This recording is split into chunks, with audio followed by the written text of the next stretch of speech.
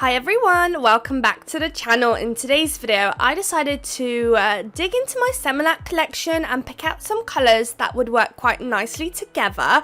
So I decided to do a purple set. As you can see, the first shade is 145 and it's going to be the lightest purple shade that we're going to use today. And as you can see, it's this gorgeous pastel-y purple. The next two vary quite a lot between the purples, but the 538 is this very deep purple, very deep, and then the 536 is like a very cool, almost like a bluey undertone kind of purple.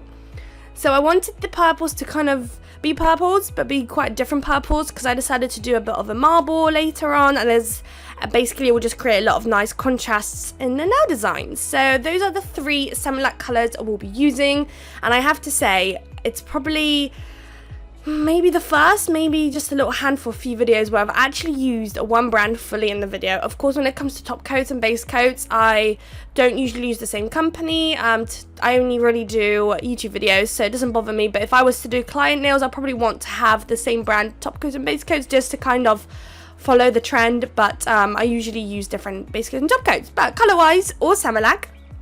And I get my Semilac from I think they're all over the world, but I use mine from, I get mine from Semilac UK, I think. There we go. So I've applied 2 layers already on one of the nails, and now I'm going to sugar it, of course. My all-time favorite technique to do in sets, it's always a sugar, of course. So I'm just going to sugar it on that wet layer, and then once I'm happy, I'm going to pop it into the lamp. And I have applied 2 layers of that coloured gel polish. I killed one off camera, and in today's video I also decided to change it up a little bit, and I'm kind of going to be working one nail at a time rather than one nail and then flipping into, I don't know, all of those nails, because we're doing the base colour, that kind of thing. I haven't been really feeling the best recently, just COVID and everything, so I feel like I was just trying to take it easy when filming this video. So I'm just gonna pop the 3 colours on my little palette. I'm going to swirl it around, and then using my ombre brush from Madame Glam, how cute is that brush? I'm going to pick up that marbly gel polish off the plate and then going to float it on top of our nails. So I am not using any base colours. You don't need to. It does become a bit harder if you don't, I think. It is quite nice to maybe apply a thin layer of base coat or even a blooming gel, and that will also help your balm will kind of disperse across the nail. If that's something you'd like to do, then I'd advise, but sometimes I just forget. Sometimes I can't find mine. I have a bit of a mess. I do need to organize my nail products sometime soon. But yeah, I'm just going to scrape it around, and as you can see, if there's any area you don't like, you can literally dab into that area with your brush and kind of move it where you want it, or add some extra colors in there. If you feel like there's too much lighter purple or darker purple, I can go in and add some extra colors. So whilst that one was in the lamp and it's back out, we are able to wipe it down. So I'm using some nail cleaner and a lint-free wipe, and as you can see, there's a residue that's coming off of that nail, and that's just probably that sticky layer that the gel polish leaves. And I wipe it down because of course we are going to do some stamping, and recently I brought this lacy kind of plate, and I think it's so beautiful, and I really wanted this set to be like a purple lacy set. So we're going to use the plate. I got it from AliExpress. We're going to use our clay jelly stamper, and we are also going to use some Born Pretty polish. I love using the Born Pretty polish. It's super affordable and you get so much in a bottle, so I highly recommend. And look how easily that picked up, and it's such a nice deep white, which is quite nice, because I feel like with some stamping polishes the white might not end up being as white, if you know what I mean, like you want it to be white, So I'm just going to pick up a few different patterns. I was literally just kind of picking random ones, and I'm going to place it on that nail. So we're actually going to stamp 3 different designs on that one nail. So this is what I'm doing, and then I had that little middle bit where there was nothing there, and I felt like it was still too clear, so I decided to go in with this little flower they had on there, and we're going to cover up that little bare area there with this little cute flower, and then that nail will be done. I think I'm going to matte top coat all of them at the end all together rather than one by one, and this is what it's looking like. I think it's kind of cute, and also when I do stamping, I do like to leave it aside just to dry before I do any top coating, so that's quite nice. So we can work on the other nails whilst that one is kind of drying and setting, because it's not real gel polish, of course, it's literally polish, so the normal standard old-fashioned way of doing your nails, I guess, with some normal regular polish. I don't want to say old-fashioned, I just feel like it's just an old method, because obviously now gel polish has become a thing and everyone's going crazy for them, so that's why I said that. I hope I didn't offend anyone. I don't think they're old-fashioned. Right, so as you saw, I did one nail with that dark purple, one nail with that lighter purple. Both are going into the lamp. The other one is clearly still curing whilst I'm working on that purple, and I do apply 2 layers. And I decided to, of course, stamp again. So right at the top we have these, like, a lot of lace next to each other. So I thought I would try and somehow incorporate it into that nail. So I'm going to scrape that white polish on there, pick it up. As you can see, that's quite a lot of lace. And then I'm going to place it onto the nail in like a slanted way. So trying to cover most of it, but kind of not. I'm just going to, in a slanted way, yeah, like that. Just like that. And then there was a little bit at the bottom that I wasn't too happy with. So there was a bit of residue left on my stamper, so I could pop it back down and apply what I felt was missing. And since it is really since it is polished, you can go in with some acetone and just wipe away any areas you didn't like, which is quite nice. Just don't apply acetone onto your stamper, because I got a brand new clear jelly stamper, and they're not the cheapest of things, and I instantly applied acetone to it and it became cloudy, and pretty much it still stamps, but I can't really see through it, which is such a big pain. So try and avoid that. Don't do what I did.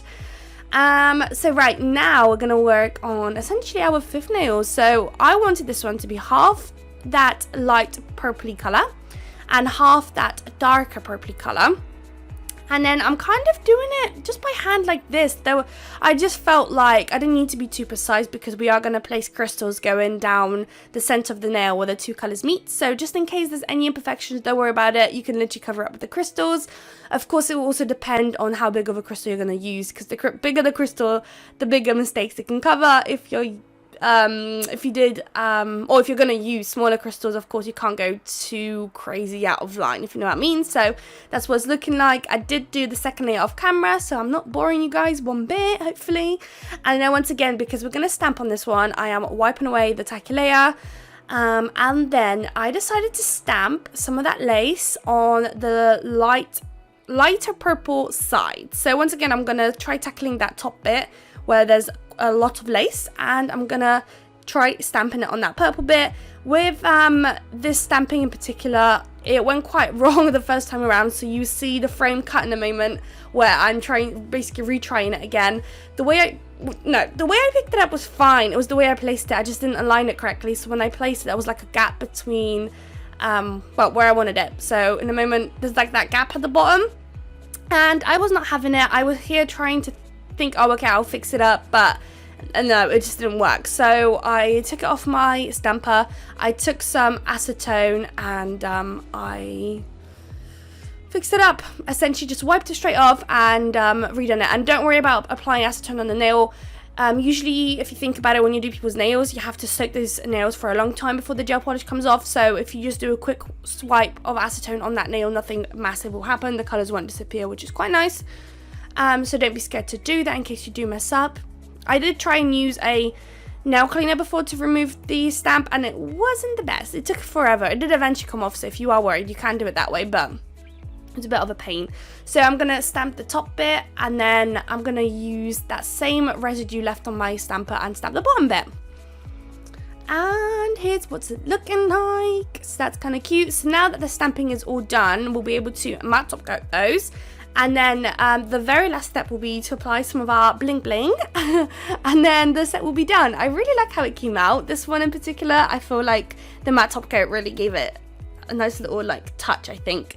Because I'm not usually a matte or a glossy top coat. I don't know. I just kind of, I don't know. Every time I do a set, I don't think to myself, oh, it would look better glossy or matte. I just kind of wing it, you could say. I just look at it and go, I don't know. Today I feel like a matte. Tomorrow I'll feel like a glossy. I'll see how it goes. So yeah, I guess also if you matte top coat something and you do probably end up regretting. I've never tried it before, but I feel like maybe you could go over it with a glossy top coat and then it'll be glossy. I've never tried it before, but it would make sense, I guess. So yes, I'm just going to matte top coat the 3 nails that are left, and we will be applying crystals on that middle bare nail that we've got that like a paley baby purple color, and we'll also be applying some crystals on that right nail. So here they are, all matte top coated. What a difference it created. And these are the 2 nails we're going to apply some crystals. So we're going to apply some AB crystals. I've got 2 little pots because one of the pots has all of the same size crystals, and then the right hand side little square has a bit of a mixture of crystals. There's usually much bigger crystals in there, but I've already picked them out off camera because they were just covering up a lot of space and I couldn't see where the smaller ones are, and I am not at all looking for the big ones in today's design, so I only need the small ones. And I'm using a dotting tool to apply my Macart rhinestone glue gel right down the center of that nail, and then I'm gonna pick up all of those AB crystals and just place them down the middle of the nail. And then, of course, as usual with me anyways, I always center up my crystals off camera.